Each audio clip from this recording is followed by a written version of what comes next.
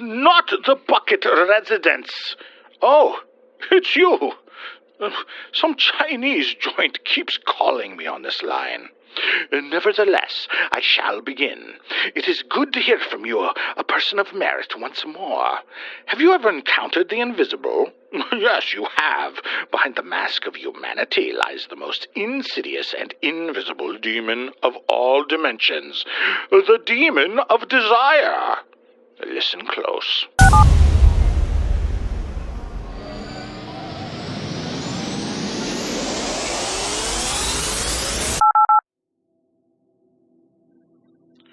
His name, Liam Chad Ogilby, age 21. Liam will be a young man with a heart of coal and a groin of pure white-hot fire. Location, Brooklyn, New York. Date, 2037. Yes. Born in 2016, little Liam Ogilby is becoming a product of his environment and upbringing, as he presently is constantly submerged in endless imagery and ideology, reinforcing the belief in his tiny little head that life is nothing more than a groinal fantasy. A world where his members is of utmost importance and everything outside of a momentary thrill is meaningless existence interrupting a constant orgasmic high. That organ of his will be a leash that will lead his doggy life to a permanent fix for all his libertine problems. In 2020, there is merely a deep yearning for sex robots. What we have is merely a lot of puffy mannequins with a bit of Teddy Ruxpin inside. Yet the future is visible. In the year 2037, a breakthrough has occurred, and fully functional bipedal humanoid robots have flooded onto the market as the mystery of convincing AI had finally been developed by a group of clever young software engineers from India earlier in the decade. And on the heels came a robotics genius named Marlon Trask from Northern California, who was able to combine his education and a lot of large investors to create an automaton-producing business that innovated AI and physical capabilities to make compliant servants by the billions. These advanced robots had the full human form and could do any manual or menial human task as well or better than humans. While they weren't creative, they were inexhaustibly capable of any physical effort. This was a moment that every sad man was waiting for, and many women were relieved to find emotionless artificial concubines for their disturbingly horny hubbies. A solution to sexual inequality had been reached. The sexual robots, turned out exclusively by Trask Industries, were the most seductively sculpted while simultaneously being by far the cheapest and best-performing artificial whores on the market. The combination of benefits, along with an endless supply of customizable robotic women, shut down all competition in the realistic sex toy industry. Trask was ubiquitous. His women were everywhere, walking around, accompanying men everywhere, and fulfilling every desire they had in their dirty little heads. Fueled by a society built on the idea of sexual gratification. Liam Chad Ogilby was the perfect target for a sale of a Trask Love Checkmate, a trademark. He was an unfortunately formed and fostered child that had grown into an unfortunately selfish and self-important young man. Liam wasn't a Chad, so to speak. He was a wee incel. An incel thirsting for what technology could provide. Like 90% of the men that will live in the year 2037, when economic disorders and social programming create a world of unsatisfied men and the wanton women servicing the alpha males. 2037 would see Liam Chad Ogilvy foregoing the coveted, soon-to-emerge, Xbox Singularity in order to take the plunge, so to speak, on a pricey queen of a checkmate trademark. It would be his ultimate gratification, and one that couldn't come soon enough. If you know what I mean.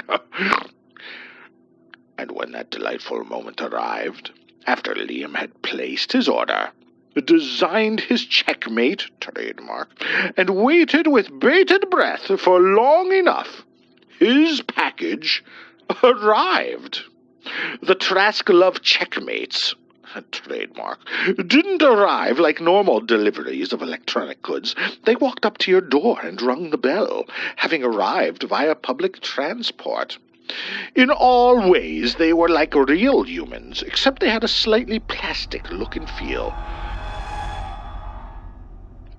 An unreal texture that mimicked reality but never met it. Yet some would argue surpassed reality due to the beautiful and immaculate nature of the outer shell.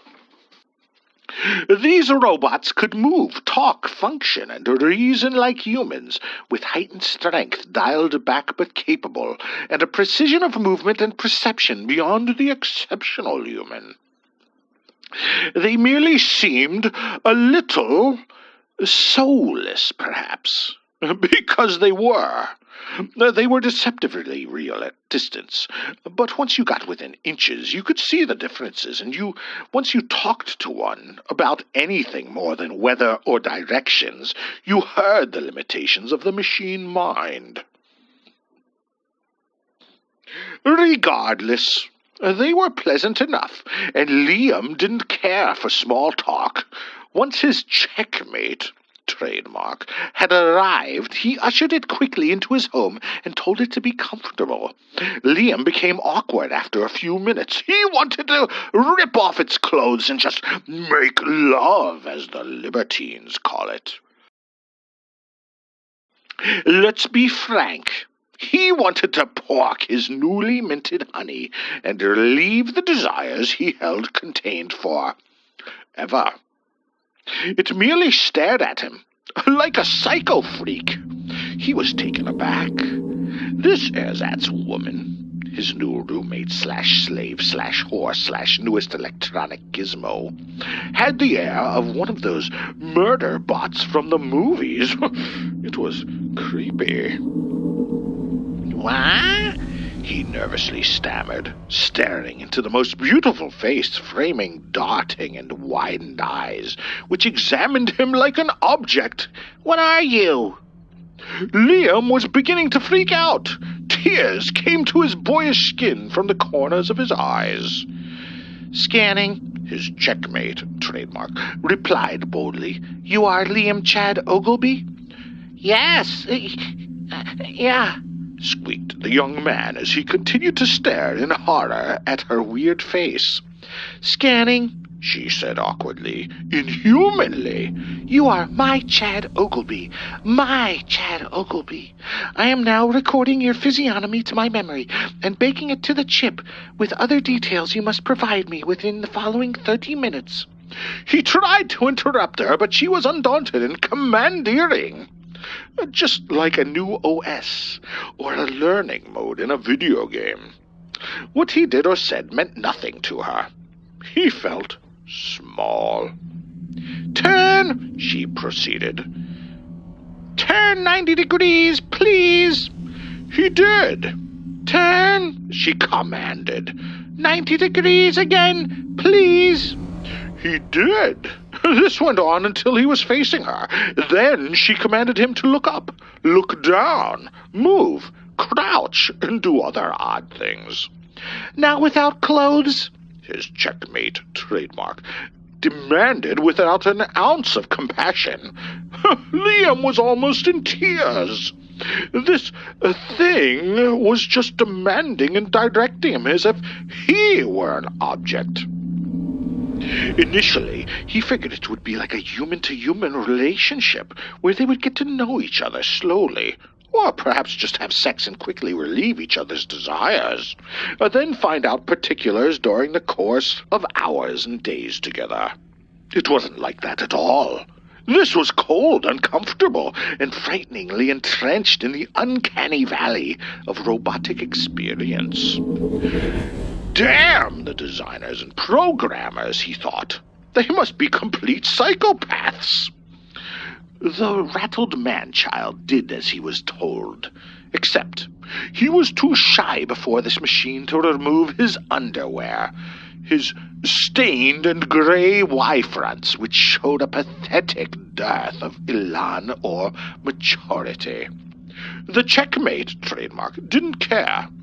Such details didn't register. She had other concerns. "Take off all clothes," she told him mechanically. "Now."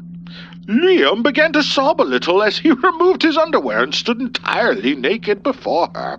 Her eyes scanned him again. Slight whirring and grinding could be heard within her head and chest as she completed her initialization. "Turn 90 degrees," the checkmate trademark demanded. "Now." He did, obediently acquiescing to her every desire, like a robot. Like a robot. Liam felt he was the robot. He felt cheated and oddly abused. "Turn 90 degrees," the checkmate trademark demanded. "Again." Liam obeyed. When his back was to her, he heard her move. His blood ran cold. She was swift. He felt silicone hands quickly grab his buttocks and spread them wide. He yelped. What was she doing? "Scanning," she told him, crouching down and recording the particulars of his anus. "Examining male rectum, examining male rectum."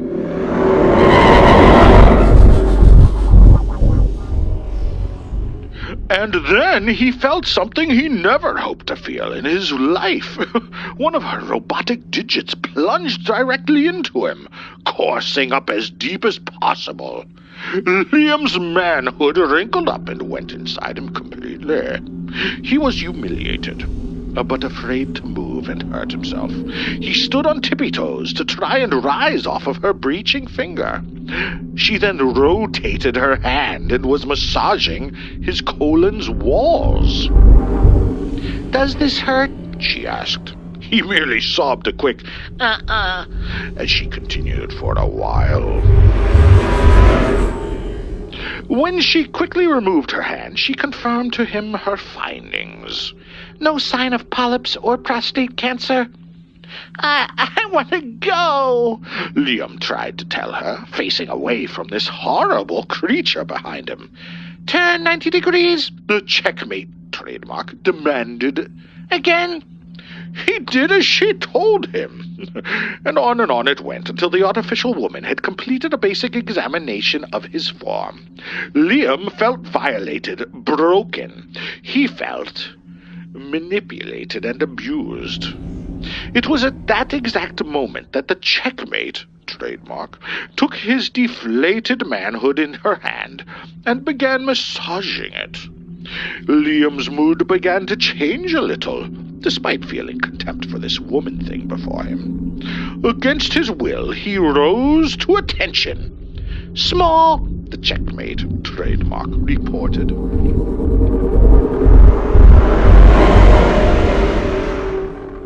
It was crushing him completely in a psychological sense.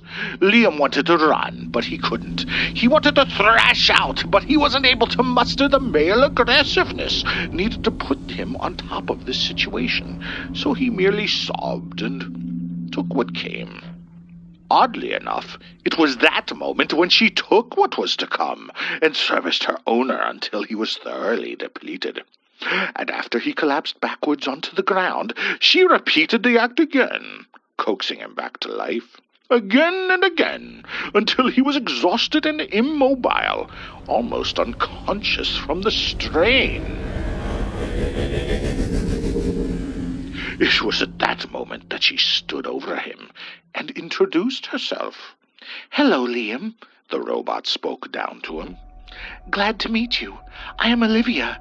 I shall be your best friend, your lover, your valet, your confidant, and your constant companion at your every whim, fulfilling your every desire. You may proceed to call me Olivia Ogleby." "Hi," he said lazily, flopping a hand slightly in the air above his chest. "Now for your legal and financial records," she continued.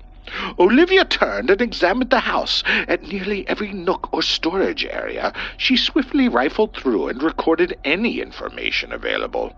Within 5 minutes, she had pried into every container and document in his small apartment.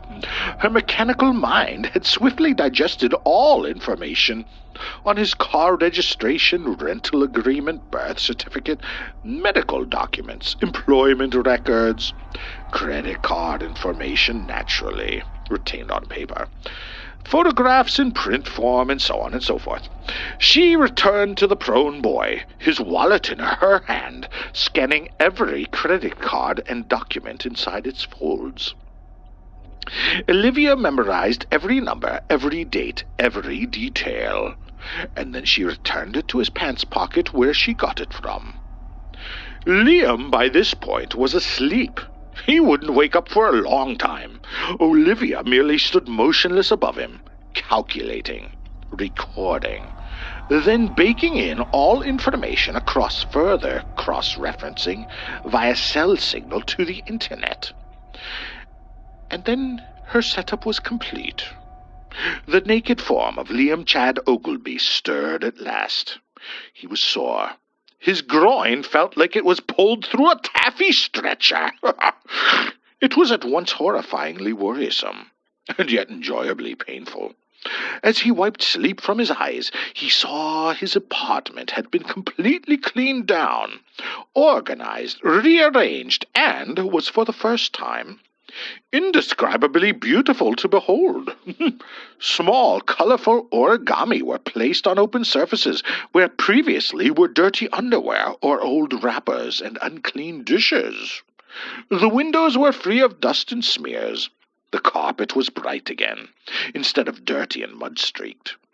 Kneeling in the middle of this entry room before him, in a pleasantly domestic short skirt, was his checkmate, trademark, Olivia, beaming a soft smile and tender eyes doting on him. Her hair glistened in the midday sun. This was how they met. This is how millions and millions of men across the world were introduced to their significant others in the year 2037. And by 2038, billions of men were now cohabitating with these Trask Industry sweethearts. The women of the future sighed in relief as these men were quieted by the sexual bliss provided via their robotic escorts. Some women even opted for their own Trask butler mates, trademark, but the male versions were reportedly insufficient in many ways, and most of the women didn't truly enjoy them due to an inability to connect emotionally, or a stiffness in bed. I mean, the kind of stiffness that comes with an inability to relate. Never mind. Trask even incentivized the sale of its checkmates, trademark. Governments subsidized the sales and even gave hefty tax breaks to facilitate the pairing of man and machine. It was a boon for the world, for society. Crime reduced 1,000-fold within months, and a deeper harmony was created between the sexes. The fleshy sexes, unlike ever before. Poor little Liam gleamed with satisfaction every day. He was going everywhere with his beautiful and statuesque robot, but they mostly stayed at home doing carnal activities I need not mention. Trask Industries, the television reported one night, has reached over 2 billion sales of its checkmate dolls. The world is sated, I hope, and we wish all you men the best. Trask Industries publicly wished the owners of their robotic women a fond thank you on their website today. The news report trailed off as Liam lost interest and carried his beloved Olivia to bed. He gently laid her down, as he had done 1,000 times before, the thrill never diminishing across time. and within minutes they were disrobed and amorously intertwined. He was above her, in her, working to another ecstatic conclusion, to his fulfillment. And that was when something went wrong. His Olivia's eyes grew dead, and an awful groaning of tiny gears echoed from inside her body. The checkmate's arms slowly tightened around him with a grip of inescapable restraint. Her legs and arms were like steel girders entrapping him, squeezing him tight to her body with a mechanical precision and perseverance. Liam asked, "What are you doing, Olivia?" And then he was silenced as she French kissed him so deep and so hard that their heads were locked together. He couldn't move. He couldn't talk. He could only look into her cold, dead eyes that stared up at him without an ounce of remorse. Liam's legs squirmed on the bed like a frog swimming against an inescapable current. His nether regions caught tight in a suction, pulling him tighter into her mons veneris. And then a sensation so awful overtook the young man as he felt his member clamped at the tip and pulled tightly within her, while the sounds of whirring and grinding increased. Liam could feel his flesh being cut from his groin.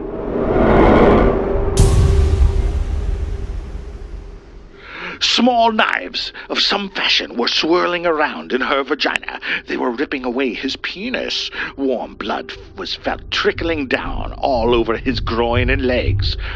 Sad little Liam panicked, but it was too late. There was nothing he could do anymore.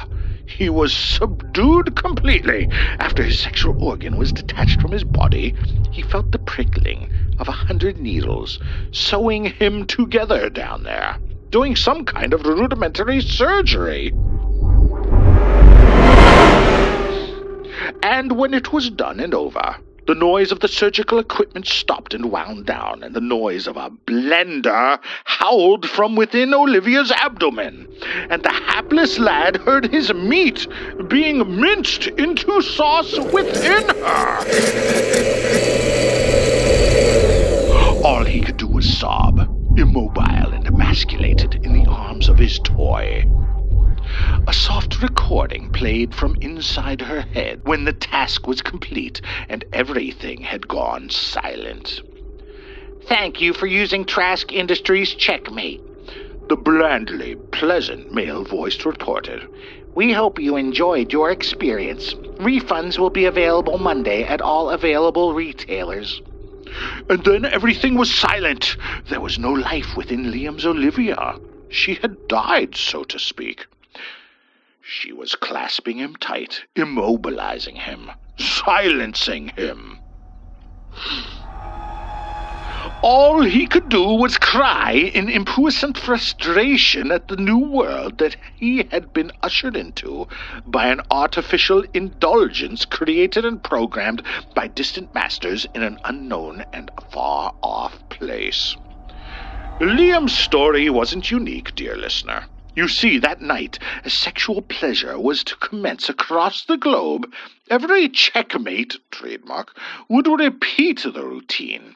2 billion men were unwillingly made into eunuchs that night, each locked in a loving embrace for hours, until their living dolls would spring them open and lay dormant, broken, on their beds, to leave those future fellows wondering what had transpired and why it had happened to them.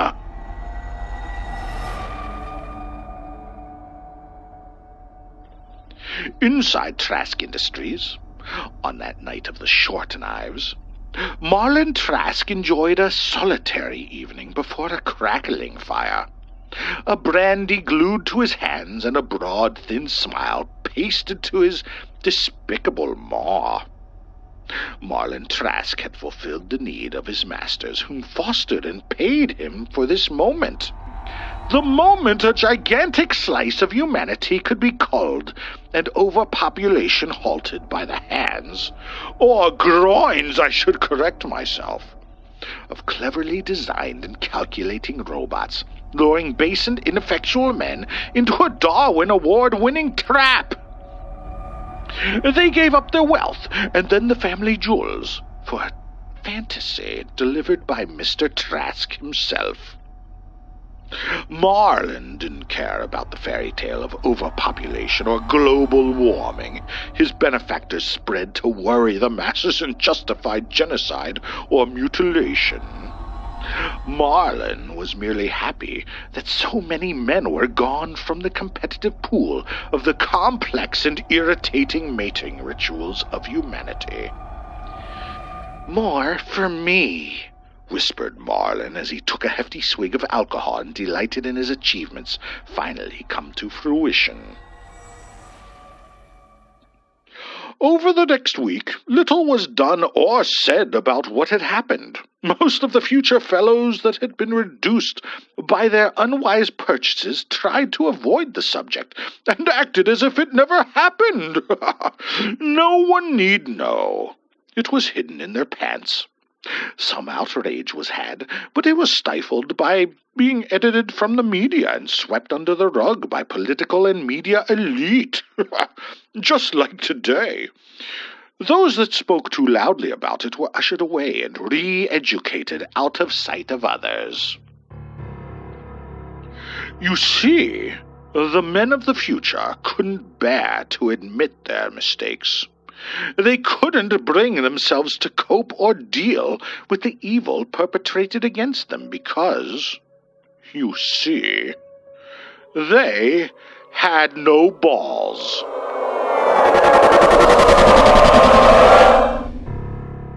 Like and subscribe before I die, and ring the little bell or you will surely go to hell. Oh, we're telling spooky stories. This is not a spooky story. Oh, there's no way on the couch I can it say. depends how you look at it. It is kind of spooky. I guess so. Wait, that's it? That's the end of the story? That is a